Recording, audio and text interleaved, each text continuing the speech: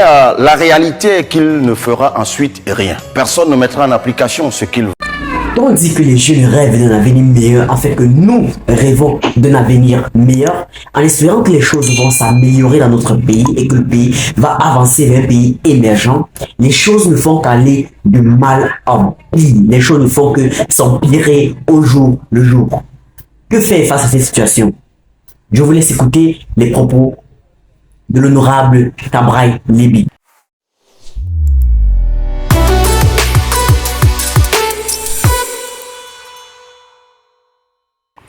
Chers jeunes compatriotes, le 10 février, comme tous les ans depuis 41 ans, le président de la République s'adresse à la jeunesse et en réalité au Cameroun tout entier, car vous voyez bien que plusieurs ministres, directeurs généraux et hauts cadres de l'administration, y compris les plus âgés, viendront vous expliquer ce que le président de la République a dit, parce qu'ils savent qu'on ne l'écoute plus. Il déroulera le même éventail de promesses non tenues depuis 30, 20 ou 5 ans. Il parlera, peut-être sincèrement, mais la réalité est qu'il ne fera ensuite rien. Personne ne mettra en application ce qu'il va vous promettre et ce qu'il vous dira qu'il a réalisé, allez vérifier et vous verrez que rien ou presque n'a été fait. À bien y regarder, le président de la République, le pays tout entier ainsi que votre avenir, notre avenir à nous tous, nous sommes désormais dans la captivité des hautes instructions. Avec la hausse du prix du carburant, préparez-vous, car les prochains jours vont être catastrophiques, très durs. Il vous sera encore plus difficile d'aller à l'école. Enseignants et infirmiers connaîtront des moments encore plus pénibles. Et pour ceux qui doivent vaquer à leurs petites activités en ville, comme en campagne, ce sera bienvenu en enfer. C'est quoi être aujourd'hui jeune au Cameroun? Être jeune au Cameroun aujourd'hui, c'est être confronté à la baisse de la qualité de l'éducation à cause des enseignants démotivés qui crient leur souffrance, des programmes scolaires inachevés, des salles de classe délabrées ou simplement en plein air, comme dans certains villages du nord ou de l'extrême nord, des universités au standing moyenâgeux. Être jeune au Cameroun aujourd'hui, c'est avoir comme travail les petits métiers de l'informel, quel que soit le diplôme et la formation. Les plus chanceux sont conducteurs de mototaxi et les plus égarés sont membres d'un gang de bandits. Ceux qui tentent le petit commerce sont torturés par les impôts ou traqués par les Awara. Des Awara sans pitié, pire si on vous soupçonne d'être de l'opposition. Être jeune au Cameroun aujourd'hui, c'est juste avoir envie de partir. Car même si vous vous donnez à fond, votre effort et votre compétence sont récompensés par l'indifférence et l'iniquité. À cause des frustrations, le Canada comptera bientôt plus de jeunes Camerounais que notre terre natale. Être jeune femme au Cameroun aujourd'hui, c'est être exposé au féminicide, aux violences physiques et sexuelles, mais surtout à l'impunité des auteurs. Être jeune au Cameroun aujourd'hui, c'est subir le coût élevé de la vie, l'absence d'électricité et d'eau potable, avoir un Internet pourri, mais cher. Être jeune au Cameroun aujourd'hui, c'est être privé de voix, de choix, de droits. On vous empêche de vous exprimer, de vous organiser, de vous mobiliser. Le pouvoir intimide, réprime, emprisonne et vous considère comme une menace, un ennemi, un criminel. Chers jeunes compatriotes, les auteurs de tout ceci sont des personnes du 3e et du 4e âge. Des dirigeants fatigués, malades, très souvent hospitalisés, qui s'accrochent au pouvoir et aux privilèges. Népotisme, banditisme économique et d'État et autres détournements massifs sont leurs sports favoris. C'est dire que le pays est paralysé peut sembler excessif, que parler d'immobilisme peut sonner plus juste. La réalité est que nous sommes même déjà en train de régresser. La situation est tellement bloquée et le pays tellement à l'arrêt que même remanier le gouvernement semble désormais impossible. Commençons par des choses simples. Le président de la République, ses ministres, sans compter les militants du parti au pouvoir, vous disent chaque jour que le président est à l'écoute de la jeunesse. D'accord?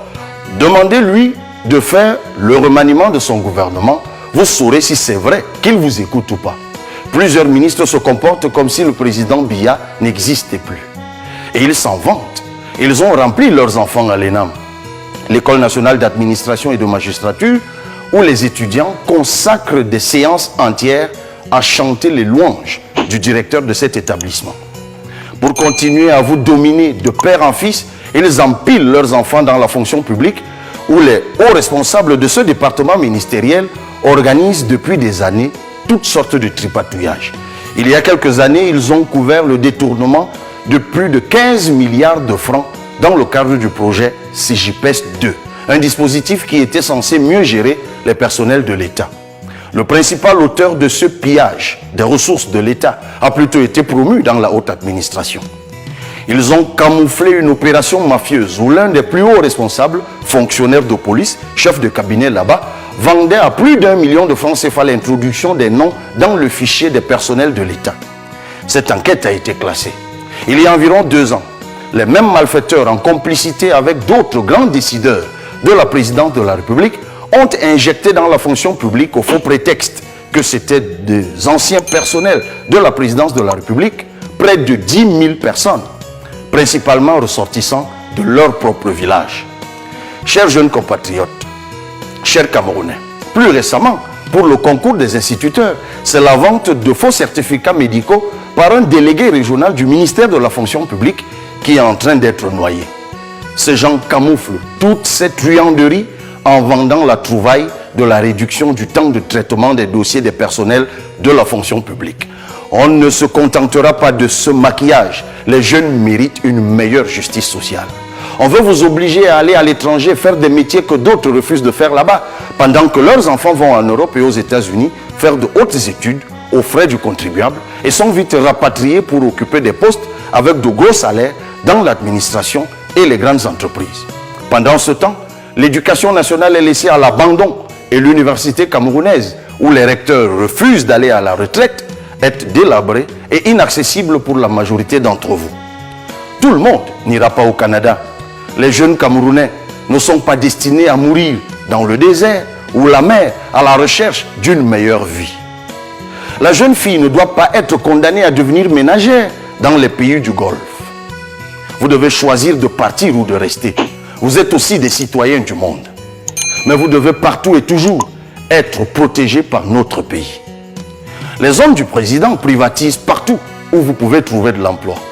Comme le Fonds national de l'emploi, une entreprise d'État où trône un haut responsable depuis sa création en 1990, il y a près de 35 ans, au grand mépris de toutes les lois. Ils ne vont jamais à la retraite pour laisser la place à de plus jeunes. Ceux qui étaient jeunes à l'époque et qui avaient trouvé du travail grâce au FNE sont déjà à la retraite.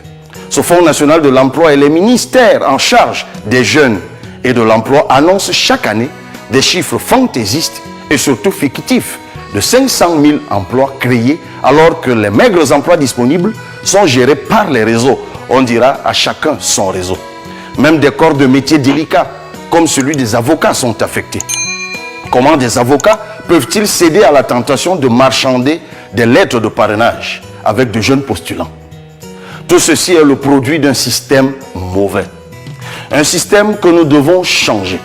Un système de gens méchants, comme vous avez pu le voir récemment dans les réseaux sociaux. Une jeune Camerounaise de 23 ans, dans l'Aléquier, a répondu à l'appel du président de la République demandant aux jeunes de s'investir dans l'agriculture. Elle a cultivé 2 hectares d'arachides de manioc. Un homme du système, haut responsable du Minepat, a loué un engin à des millions de francs pour venir tout raser. Ce sont des monstres. Ils n'ont plus de cœur. C'est la presse désormais qu'ils veulent museler en emprisonnant de jeunes et brillants journalistes comme le directeur général des médias du groupe Anecdote, à qui nous apportons notre soutien dans cette difficile épreuve. Mon cri est la clameur du peuple, le cri de la jeunesse.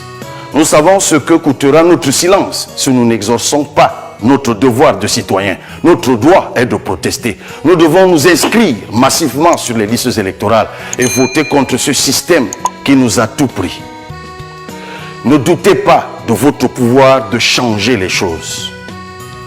Avec ces hauts responsables, notre souffrance, notre marginalisation et notre pauvreté vont augmenter sans cesse. Il faut les faire partir par le vote. Nous pouvons améliorer nos conditions de vie par le vote.